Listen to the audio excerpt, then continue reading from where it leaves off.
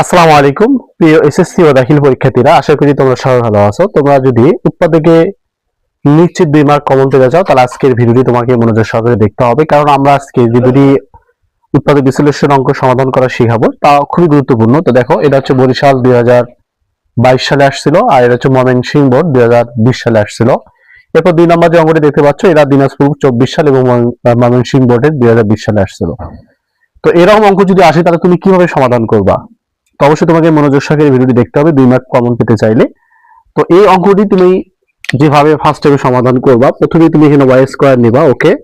এরপর এই যে -4টা এখানে নিয়ে আসবা, কারণ আমরা জানি কেন নিয়ে আসলাম, 4টাকে কি করা যায়, অর্থাৎ 2 স্কোয়ার দিয়ে 4টাকে ভাঙানো যায়।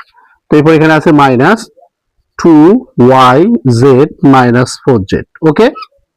তো এখানে আমরা যদি দেখে লিখি ওয়াই স্কোয়ার -2 স্কোয়ার দেই তাহলে হবে 2 দিয়ে 4, ওকে। এরপর -2yz-4z লিখলাম, ওকে। তো এখানে আমরা সূত্র করবো স্কোয়ার মাইনাস বি স্কোয়ার। তোমরা জানো স্কোয়ার মাইনাস বি স্কোয়ার সূত্র হচ্ছে a plus B into A minus B. তাহলে আমরা a প্লাস বি ইন্টু আমরা লিখতে পারি a মাইনাস বি, ওকে।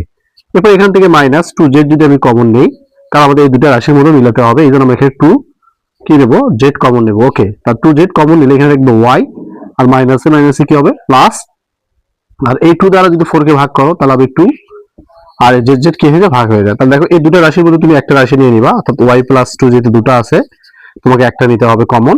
তো এখানে কি থাকে y -2, এরপর কি -2z।